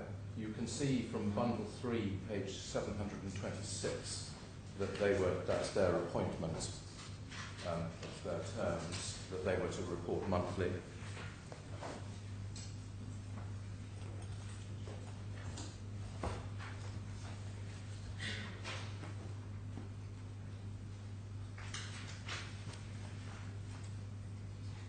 And I'm looking now at this document. This is a document put in by the respondent, because they put in evidence to say, well, we had this monitoring surveyor, and they refer to an April report. But I just point out that in their this is actually their fee proposal. It gets signed up by everybody. You can see it 727. But the evidence is that they were active from March. You can see at the bottom of the page their deliverables would be generally as follows. And the last one, monthly monitoring report covering the full commercial position of the scheme plus results of the day-to-day monitoring of the following items, and that includes review of programme and review of progress on site and general quality delivered. So the bank were getting monthly reports on progress. It is notable, we say, that the Mr. Almaperi put in attached to his first witness statement the report for October, although it was not issued until December, and that you will have seen. So I think you lost me on this point just as we start that again. Yes. E.C. Harris were reporting monthly to the bank. Yeah. Mr. Almaperi has got 2 of their reports. This is actually, it may be helpful to look at our skeleton on this, because there's a summary of it. If you look at page 16 of our skeleton, at the bottom there, little 3, we say, we point to the evidence that that all concerned were well aware, in fact, that those parts were not realistic, and you can see there the points that we rely on. What I add in is some material from Mr. Almaperi, which we referred to at 3, and also some material from Mr. Cochran. But if we look at the points we've got here first, and then I'll just refer to a few more points from Almaperi 2 and Mr. Cochran. There are clause 46 notices served from the 2nd of October, 3 days later. Clause 46 notices are notices under the standard form of contract that's used to say you are not receiving the proper diligence. It's a standard form clause. Sorry? Standard form construction contract. Yeah. So I'm sure there's no dispute about that. So you can see a list of those at bundle 1, page 275. We haven't got them, but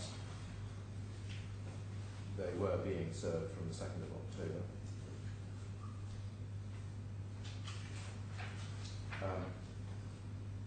Then, if I show you paragraphs 6 to 15 of Mr. Almaperi's second statement. Accepting that you'll look at this with caution, I accept this. I accept that.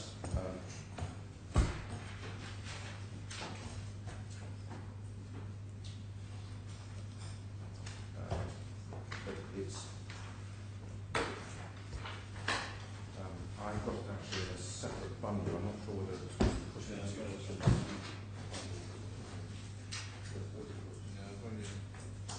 Yes, I have it. You have it. So if you turn to paragraph 6,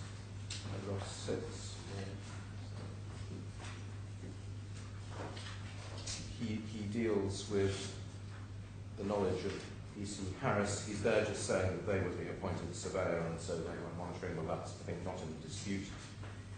At 9, he's dealing with some meetings that they go to, and he refers to various matters there. I'll dwell just on one, if I may, which is paragraph 9.5 on 488.4. On the 10th of August, Harris requested a discussion to consider the status of the project, and he exhibits the meeting invite. That discussion was to include the bank themselves, Hill International, who were the project managers of the project, and DAS themselves. And in this regard, Hill International prepared an executive briefing paper to address each of the issues identified in the meeting agenda as issued by Harris.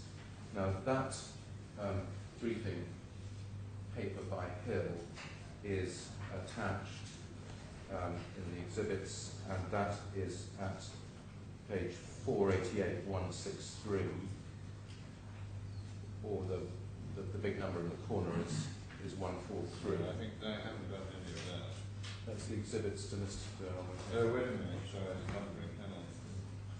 488-160, hang on. I think I did it jumping from left to right. Nearly there.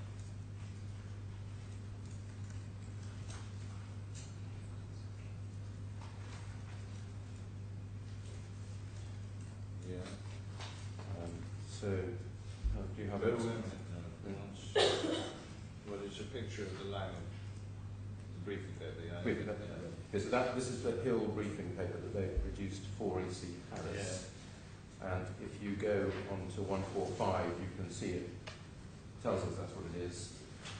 Paragraph 1 prepares for the discussion on Sunday the 10th. And then if you go on, please, to page 147, using the bottom right-hand corner numbers, there's a heading of scheduled considerations.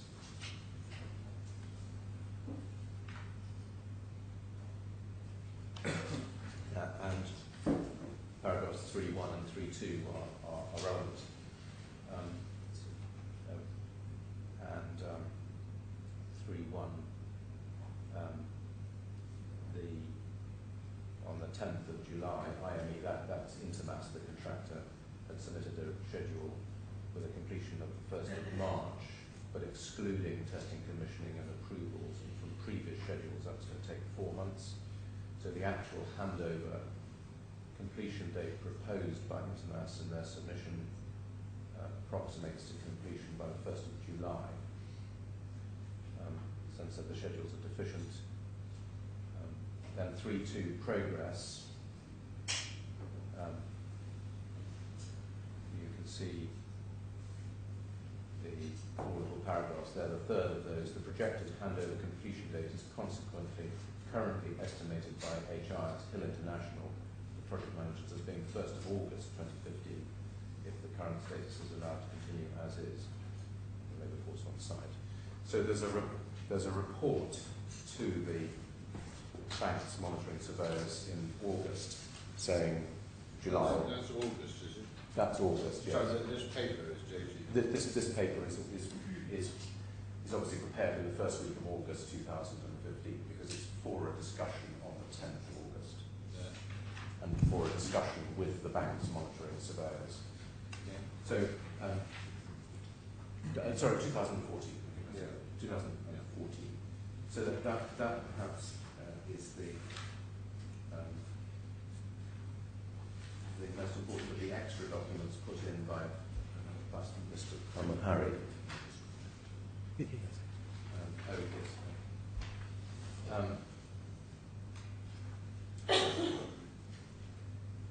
Then there's also, if you go on in our skeleton to material that existed after the 28th of September, but some of it very shortly afterwards. Does that mean the date of the contract? Yes, that's right. Yeah. So, okay, well this is, the first of these is we've got Harris's monthly monitoring report for August, but with an issue date of the 9th of October, so 11 days after the agreement, but being so shortly afterwards, having some bearing on the state of knowledge at 28th of September, we'd say. And you can see that report again attached to Mr. Al-Muhari's second statement, and it's the exhibit, bundle of exhibits again at page 22, using the bottom right-hand numbers.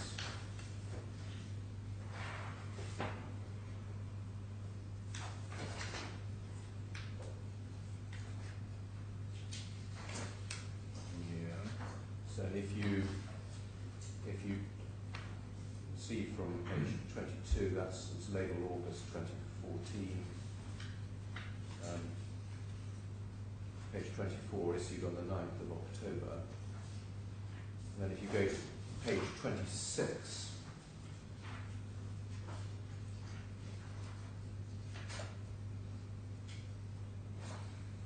you can,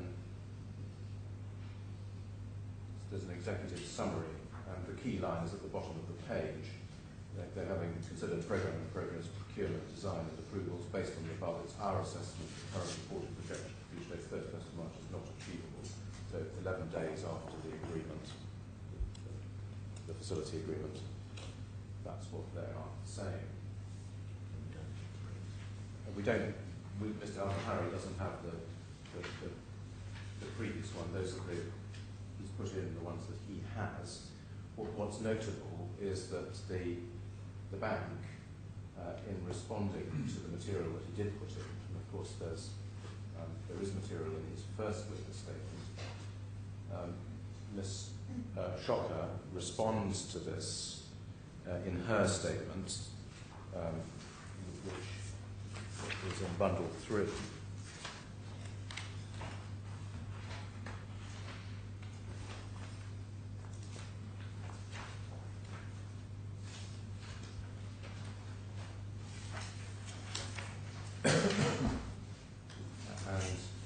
It's at tab 14.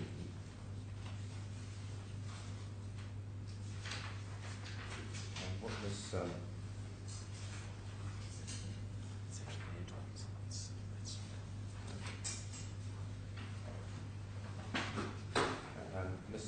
what Ms. Chopper produces is the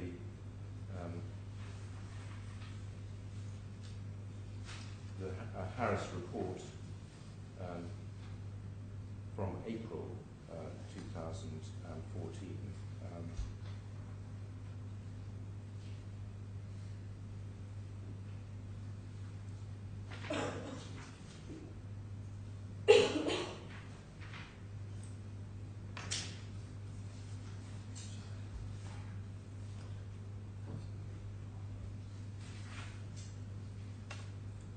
If you look at paragraph 18 of her statement on page 705,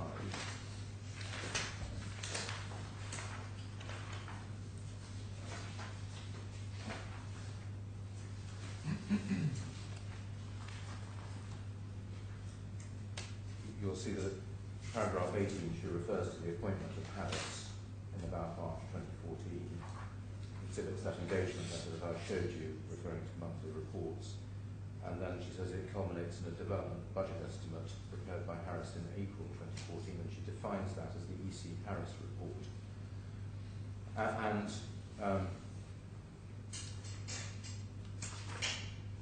She then makes various references to this April EC Harris report in the rest of her statement. And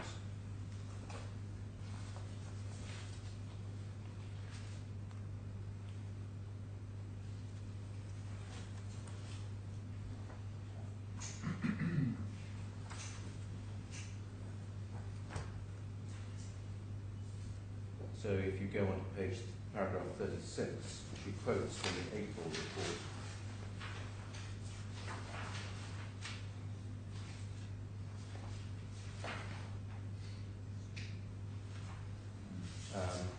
And there's the March date in the April 2014 report. And she says in paragraph 38, that's where the date in clause 22.5 came from the April report. What she does not do, neither does the other witness produced by the respondent, does not produce the May, June, July, well, we managed to produce the August one, but what's not produced is anything, the one that's immediately before the 28th of September agreement. We've managed to produce the one that's immediately afterwards, issued on the 9th of October. But the respondent has presumably got all of these monthly reports and chosen not to produce anything after April. And we do say this is notable, and this rests on Harris' first statement, really, because he said everybody knew at 28th of September. Here's a Harris report afterwards. This was the state of knowledge. And what do we get in response? We don't get anyone directly addressing, this is what we knew as at 28th of September, or this is what we were being told by our monitoring surveyor. We get reference to a document from 5 months earlier. And that is in circumstances where Mr. Al-Harry had plainly put it, that this is not dealing with me in good faith to stand on this date when you knew that it wasn't right. So when you say you did produce the September one, which one are you referring to? I'm sorry. You got the October one. Yes. And the August yes. one, but issued in October. The August one. That's the one you're already referring to. That's the one that was issued on the 9th of October. Yes, I follow that. And then we've got the one for October. Yes, I've got that. Yeah, I'm not sure we looked at that, but okay, thank you. We can look at it if you want. No, I'm not asking you. I was just wondering what you were saying. You had one which you're referring to one in which was August, issued in 9th of October, correct? Yes. So prepared before the contract, issued after the contract. That's right. And you rely upon that. Yes. And you say you haven't got anything prior to that, and they produced the one from April. Only from April. Yeah. Whereas in fact they must have the intermediate ones and the ones immediately before. And in those circumstances I say that the best evidence is the one that's immediately afterwards, only 11 days afterwards. And the other telling documentary evidence is that Hill report from August, which we know goes to E.C. Harris.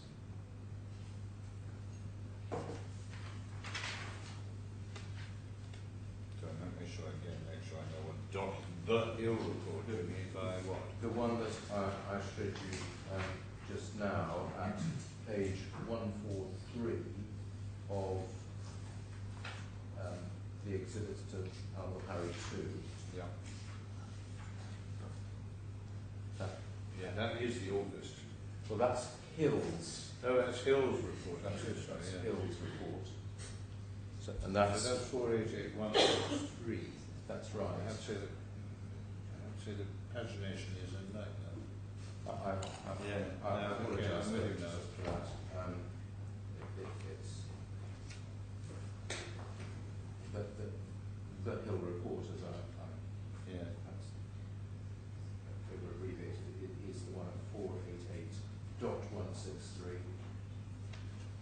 And you refer to that in your skeleton where? I'm looking at paragraph 16.3 here. I didn't actually. I think you did. Because it's Because it, well, it only came with Harry 2, and so it's referred to within, as it were, 3.3. 3 at the bottom of page 16. Yes, I'm with you now.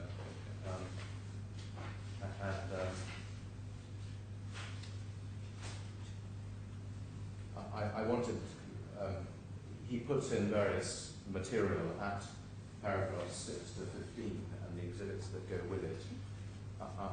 I was trying to highlight perhaps the main matters Yeah, I've got it. That's that very he helpful. put in.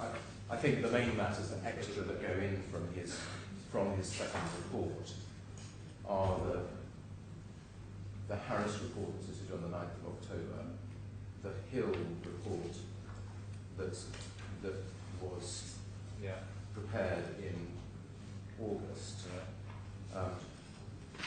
and then there was something else that he found out only in recent days,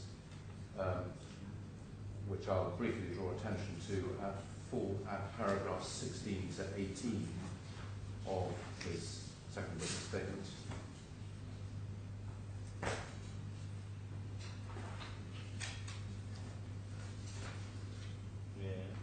Which is that he's discovered, I appreciate there's been no opportunity to answer this, but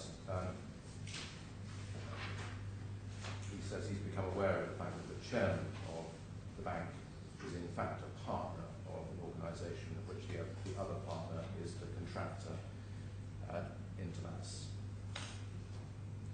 So, and then he says fairly at 18 that he doesn't, of course, know to what extent the chairman, Mr. Al-Suwaidi, was kept informed of progress and the likely date of development completion through his partnership with Intermass. He can't say that. But he has discovered that relationship and would appear to be, at least on the face of it, another channel of communication for knowledge of the likely date.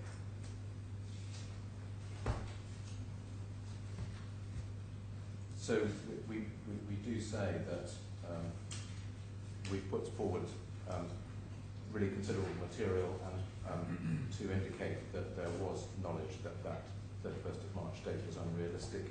It has not been properly answered by the respondents in their witness evidence, although materials relevant to it must be in their possession. And we certainly raise at least a triable issue that was the state of knowledge of all concerned at the time. And in those circumstances, we say there would be an arguable case that he's not dealing in good faith to then rely on that date as an event of default. Some 9 months later.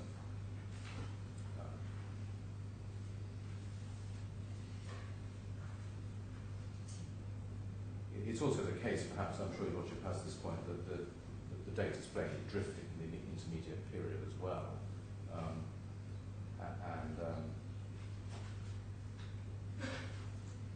So the date gets later and later. I think you may have seen there was a certificate that the employer could terminate because of the contract's slow progress on the 29th of January. There's a valuation that was done of the hotel on the basis that as it completed on day 1, that's done in January, and that refers to a completion date of January, done in January 15, refers to a completion date of January 16.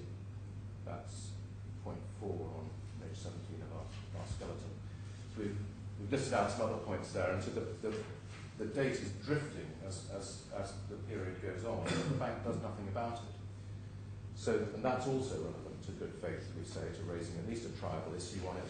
You knew at the time, there's evidence that you knew, you have not squarely met that evidence.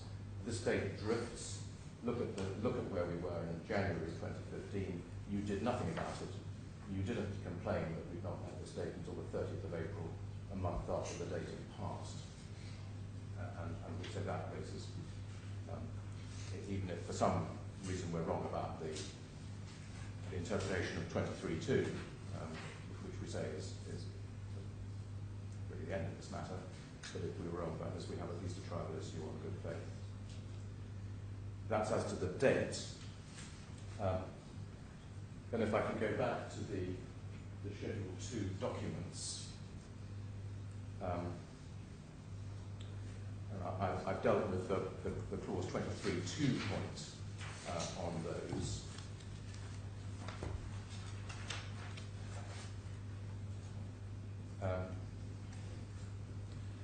But can I just consider the facts in a little more detail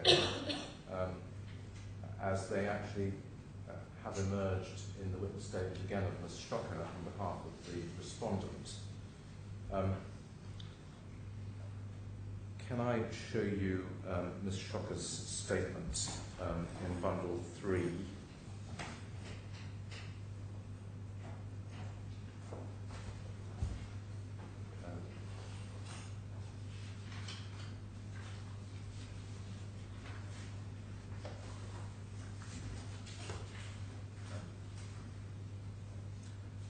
And we can see what she says about it. If you turn to paragraph 20, it starts at the bottom of page 706, so she has a heading of conditions substitute. She helpfully sets out on the next page the conditions from Schedule 2.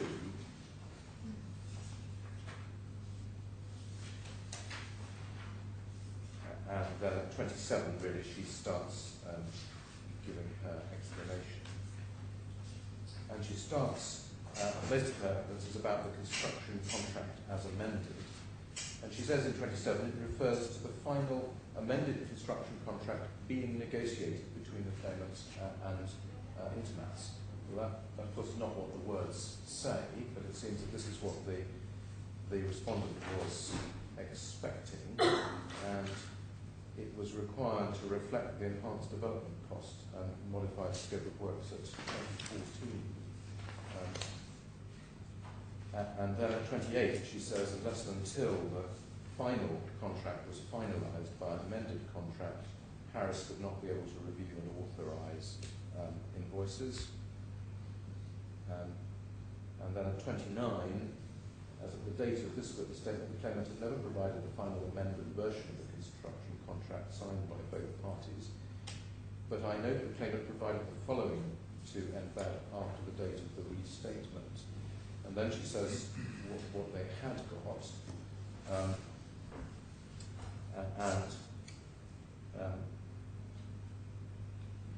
Amendment 1,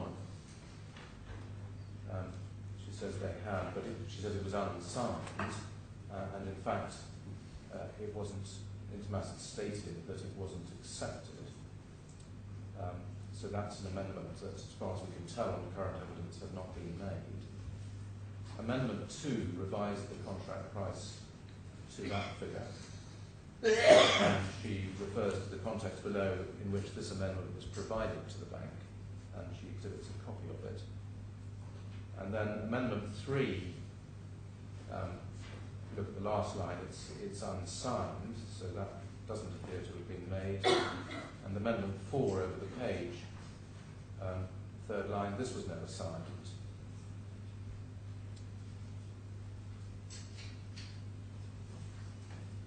And I go on to 31. She says, I reject the assertions by Mr. Mulharry that all of the documents required have been provided. For the reasons outlined in my witness statement, the construction contract that was required to be provided, she says again, was the final amended version signed by both parties that was being negotiated between the claimant and Intermats in 2014-15. This was never provided. The claimant failed to comply with the conditions subsequent, and it wasn't possible for the assignments to be prepared, as the contract could not be assigned until it was finalised, and the insurances had to be linked to the final construction contract price. So I'm not quite clear what you're saying is meant by number 4. And whether it was indeed Well, I'm so sorry. We've been focusing on the construction contract as amended. Yes. You assert that that doesn't mean the final version of that was being negotiated between the claimant and the construction company. Yeah. Into mass. But you say you did comply with this condition subsequent. What does item 4 mean, and where is it?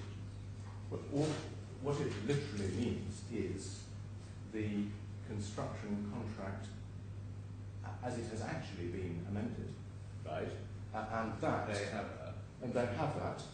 They had that. And let me show you the evidence that they had that. That is in Al-Muharri 2 again.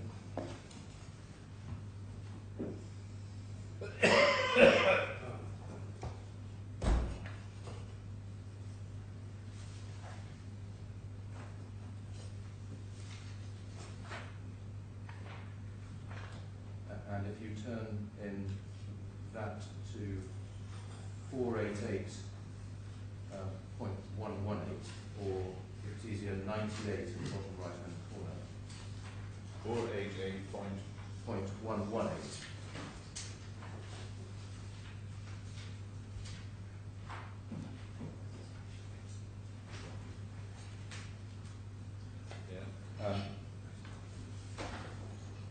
You can see this is an exchange of emails. At the bottom of the page, it's Mr. Hall of E.C. Harris to Ms. Schocker, and he's asking her, can you please provide a copy of the signed contract amendments for our reference and records? Ms. Schocker replies, I haven't got the attachment, but her reply is attached copy of initial contract plus 2 amendments. So there's evidence 16th of November that they've got them.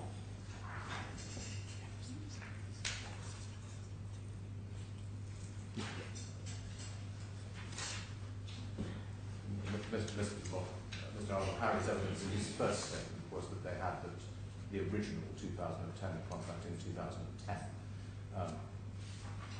And then this evidence suggests that they had the amendments, certainly by November, and were not complaining that they didn't have anything else. So we simply say that the wording of the clause is contract as amended. In November they're saying, well, here's the contract and here are the amendments that we've got. And that's the evidence that you have. And if Ms. Schocker says, well, they expected something else that was going to be agreed, that is no ground for alleging that the failure to provide something that was to be agreed is no grounds for relying on an event of default.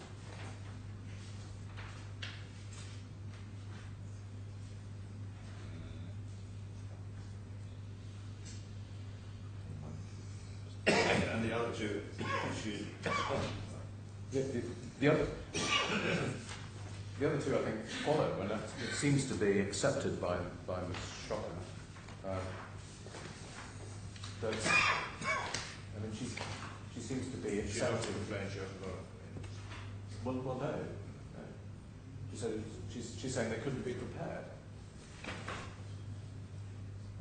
And it's again notable that what you see what Ms. Schocker says, what you do not find is correspondence put before you from the bank, starting in, one would have expected, late September 2014, saying, where are these documents?